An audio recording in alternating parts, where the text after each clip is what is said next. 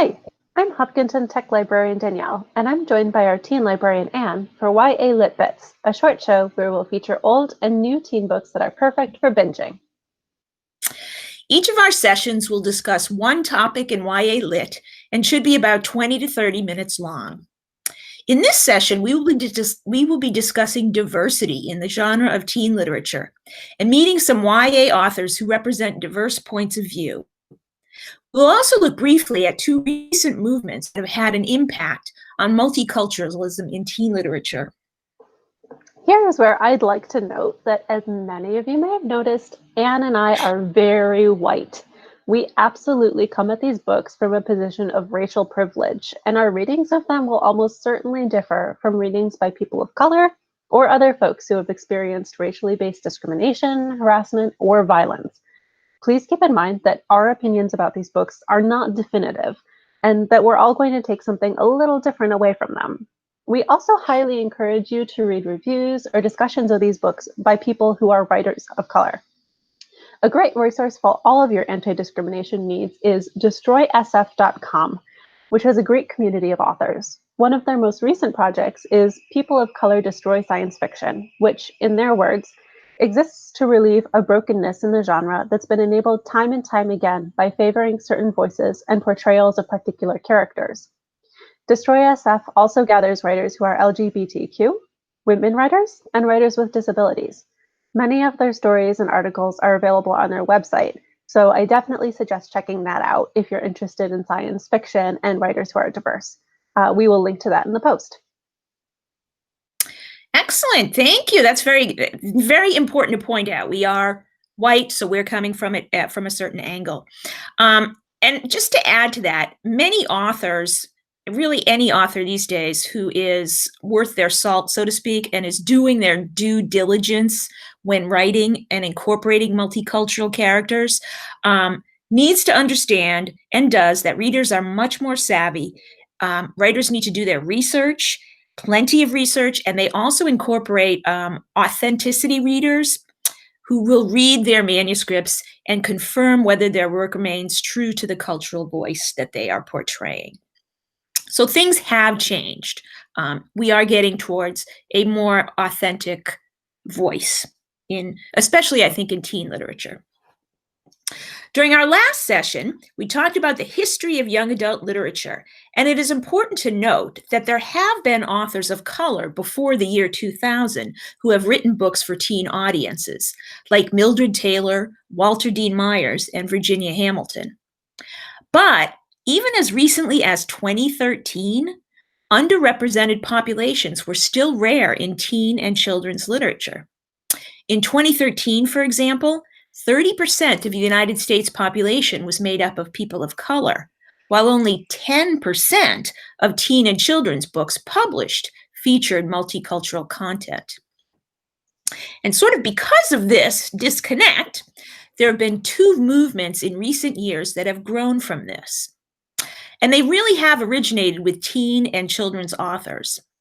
The first is called We Need Diverse Books, or WNDB for short. And this started in 2014 in response to the lack of recognition for diverse authors. Members of this nonprofit organization are largely made up of young adult and children's authors, and they advocate for changes in the publishing industry, especially to produce more multicultural literature. They promote books that reflect and honor the lives of all children and teens, so that all readers can see themselves in stories. And their definition of diverse experiences include LGBTQ, Native, people of color, gender diversity, people with disabilities, and ethnic, cultural, and religious minorities. Since 2016, they have even honored books by awarding the Walter, they have named their award, which is actually named for Walter Dean Myers. And they've given this to books that faithfully represent diverse experiences. So that's one movement. The second movement to influence the growth of diverse voices in teen and children's literature began about a year later in 2015. And this started on Twitter using the hashtag #OwnVoices. Hashtag #OwnVoices takes We Need Diverse Books a step further by recommending books about diverse characters that have actually been written by authors from the same diverse group. Their purpose is to highlight authentic voices, and they generally acknowledge the same groups that WNDB does. Stretching this ideal of authenticity too far, however, can become a little problematic, but we'll discuss that a little bit later. If it helps, you can sort of think of these movements in this way. If you look through a window, you might see a culture that is not your own. But if you look in a mirror, you see a culture that reflects your own. All readers need to be able to look into a mirror at some point to see an authentic representation of themselves. For majority populations, looking through a window to another culture also allows them to see the true nature of the world around them. I'm not living in an all-white world, folks. I need to be able to look into other windows and learn. And personally, I have learned so much from doing just that from these diverse authors. So today we're going to share some young adult authors that represent Native, people of color, and ethnic and cultural minorities. We will discuss LGBTQ, gender, and people with disabilities in later sessions. I'd like to first introduce you to several Native authors. Some of you may know Sherman Alexie. He has actually adult books, plays. I believe he even has some poetry. But his book, The Absolutely True Diary of a Part-Time Indian, is considered by many to be a true modern teen classic. This book, published in 2007, tells the story of Arnold Spirit Jr., or Junior as he's known, living on the Spokane Indian Reservation. Junior decides to attend the all-white school near him, and describes his experiences not being totally accepted or seeming to fit in anywhere on the reservation or in the white school. Based upon the author's personal life as an Indigenous American, this book provides an honest and real portrait of life on a reservation. Some other Native American for teen writers include Cynthia Lateach Smith, Eric Gansworth, and Sherry DeMoline. Can I say how truly strange it is that the people who first lived in what is now the United States are considered a minority? The wonders of colonialism.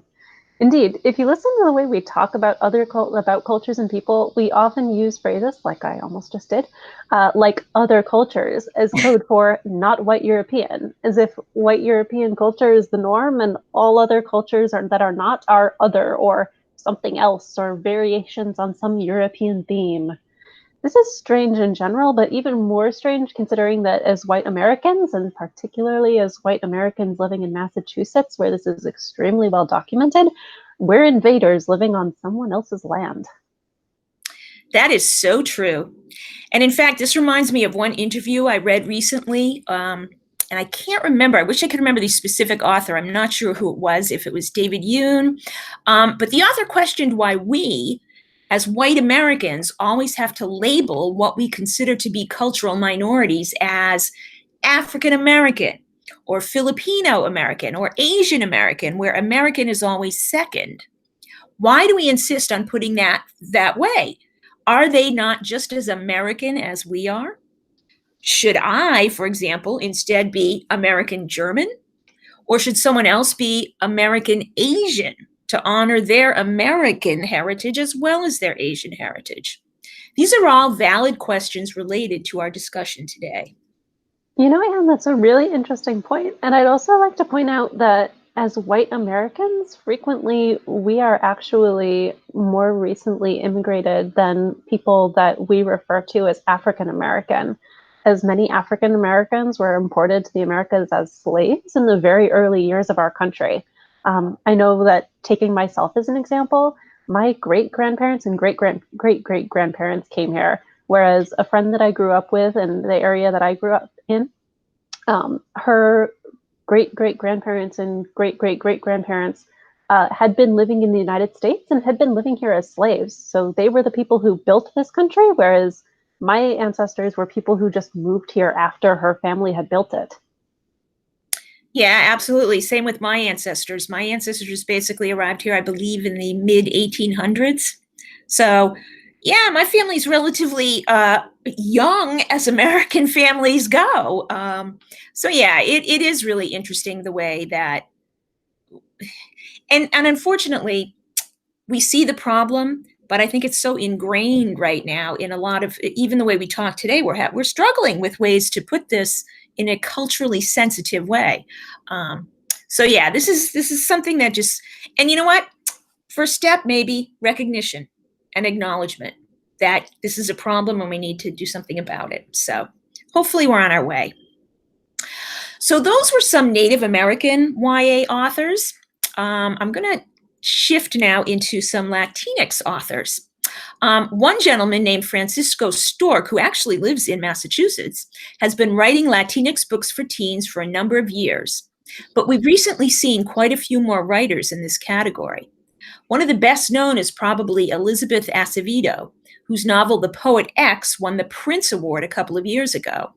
Her stories feature strong female characters who deal with a number of challenging issues, like teen motherhood, while also examining how to embrace their Latinx identity. And she has a new book coming out soon, which is very exciting. She's really good.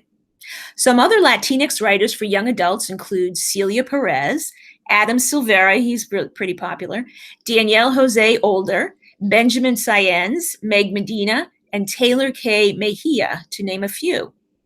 Even though these and many diverse authors weave into their writing Latinx characters and culture, they are not all writing issue books where the theme is to overcome diversity or accept your roots, like how to live. Sometimes that is part of it.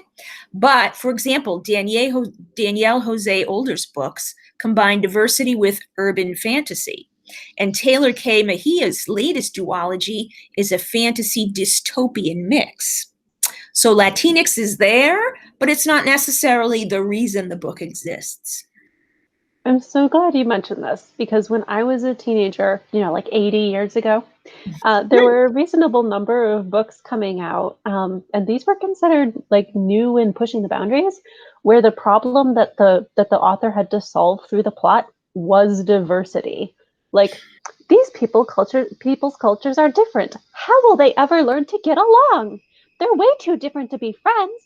They'll have to learn to appreciate differences between them. And while that's not a bad lesson for kids to learn, I think that that's something that we should be able to cover in, like kindergarten. Teens and adults these days get that diversity is good. And I'm really glad that diversity has moved from being the problem, something that needs to be overcome or that we need to come to terms with, to just part of how the world works. Yeah, and in fact, in a lot of the teen books that I've read recently, I don't even want to say it's a problem with dealing with diversity in the book. It's more of a generational thing, which is kind of reflects back to what you said about how younger people these days are just, yep, diversity, there it is. Whee, there's no problem.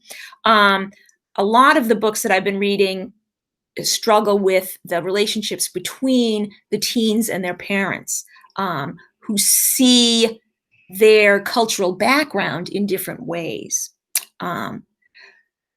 which also sort of reflects on just general teen books. Remember we talked about, I don't know if you remember, we talked in the the history of YA lit section, one of the common themes is relationships with your parents, your family, your friends. So this just sort of incorporates the whole kind of rich thematic scheme there of YA lit, where diversity and multiculturalism just happens to be a piece of it. So it's really nice to see. So let's move on a little bit and talk about some African American writers. Some of the most popular diverse authors writing for teens might be African Americans, like Jason Reynolds, woo! Angie Thomas, Jacqueline Woodson, she's been writing for a while, and Kwame Alexander, who have each won numerous awards for their compelling and wonderfully written books. And I love to mention Tomi Adeyemi's books. She combines African mythology with fantasy, and she's already basically sold the movie rights to the first two books, and there's a third coming out, so woohoo! And I am so glad that you brought up Tomi Adeyemi because she's a popular author in one of my favorite literary subgenres, which is called Afrofuturism. Afrofuturism? What the heck is that, Danielle? Anne, I'm so glad you asked. Afrofuturism is a literary and cultural movement that combines African diaspora culture with technology. Diaspora refers to people who don't live in their ethnic homeland, often because of some traumatic event that caused many of them to move or be relocated. So the African diaspora is made up of people of African descent who don't live in Africa anymore. Of course, a large proportion of African Americans live in the US because their ancestors were forcibly relocated from Africa to the US when they were enslaved. A lot of Afrofuturism discusses Black people in Black communities who have to deal with day to day discrimination, harassment, and violence. And sometimes you have to deal with the legacies of past discrimination, harassment, and violence. But since this is Afrofuturism, a lot of this happens on spaceships or other planets or just in the future. And that's because the future offers a canvas for these authors to explore ways in which discrimination may change or not, even as society advances technologically. And Afrofuturism is appearing in adult and YA literature, as well as music, art, and more. That's actually really interesting. I love this topic. And I have noticed actually a trend in the last maybe 3 years. There have been more sci-fi books published in young adult literature who feature African American characters. And I think because a lot of kids, a lot of teens were loving that genre of sci-fi and not being able to find, if you remember, we talked about the window versus the mirror. They were looking through those windows in books, but they weren't looking in the mirror in those books. So I think the publishing community and authors sort of woke up and said, yep, we need to identify that problem. We need to fix that. And that is a big, big reason, part of the reason of why Afrofuturism exists is because people of color, especially African Americans, were looking at sci-fi and fantasy that existed.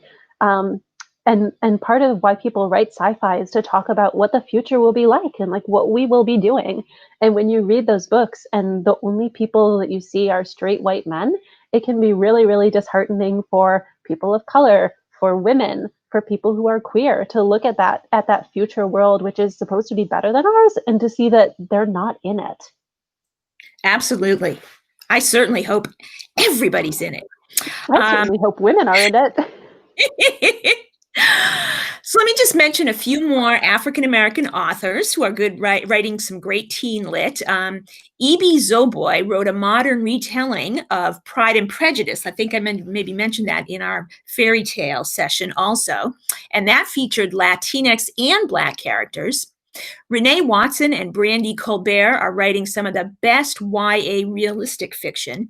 And Danielle Clayton is writing fantastic fantasy. There are even a few writers like Justina Ireland who incorporate some Western motifs in their books. Not only that, but zombies she's got in her books. There are many more, but what I think is most impressive and important right now is that these authors and many more diverse writers like them are advancing their writing beyond merely books about what it's like to be multicultural, which we sort of touched on before. Characters are battling demons and zombies, like I said, finding romance, surviving middle or high school, or sailing through space, and just happen to be diverse. Diversity is not presented as a problem all the time, and this is a fabulous trend in YA Lit.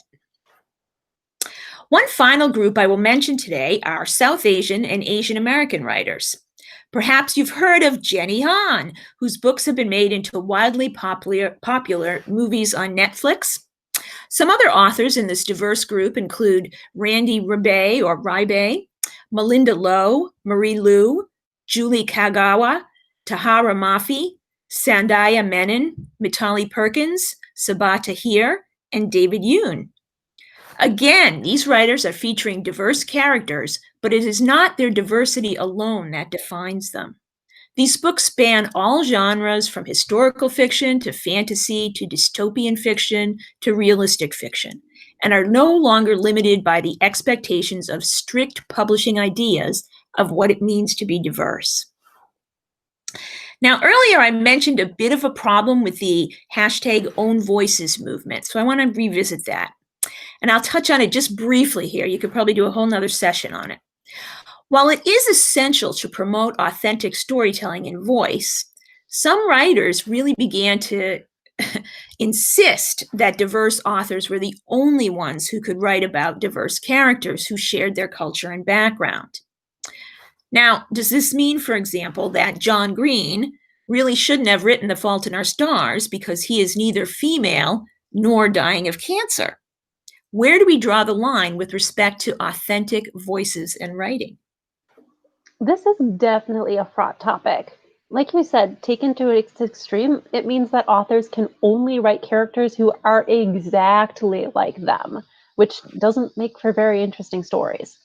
On the other hand, it's also extremely true that in the past and also in the present, white authors have written stories that have characters of color in them, but that are still horribly, terribly racist and just generally awful. If you want to dip your toes into that, I highly suggest Crash Course's YouTube video titled Race, Melodrama, and Minstrel Shows, Crash Course Theater number 30, for a truly horrifying description of the portrayal of people of color in mid-century theater in the United States. I highly, highly recommend keeping a puke bucket next to you while you watch. And we will link to the video in the description in case you are interested in that. Okay, I'll make sure not to watch that right after I've eaten lunch. This just sort of goes back to something I said. You know, the really good authors who care about their craft are incorporating lots of research. They're using authentic readers to make sure they're sticking with something that is real and true. And just another interesting point. I think one of the things people have looked at this when people read more and more, especially fiction, you learn to empathize. You begin to put yourself in other people's shoes. And I think if we took that hashtag own voices movement all the way to one extreme, we'd really be cutting out a big portion of empathy. Do I have to be exactly the same cultural background as somebody else to be able to empathize with them and want to learn about them and their culture and try to understand and get to know them and understand where they're coming from? So that's just something I mentioned. But as I said, also, we could probably discuss this for hours. So maybe we can do that for another session, Danielle. I don't know. I'll have to buy a bucket. So that was a brief discussion of diversity in young adult literature. In our next session, we will examine LGBTQ authors and books. You can find us on Facebook, Twitter, and Instagram on the library's social media pages. Be sure to like and follow us to get notifications about all of our LitBit videos, as well as lots of other cool stuff we have. Thank you for and we'll also have links to our question box. Thanks for joining us, everybody, and happy reading.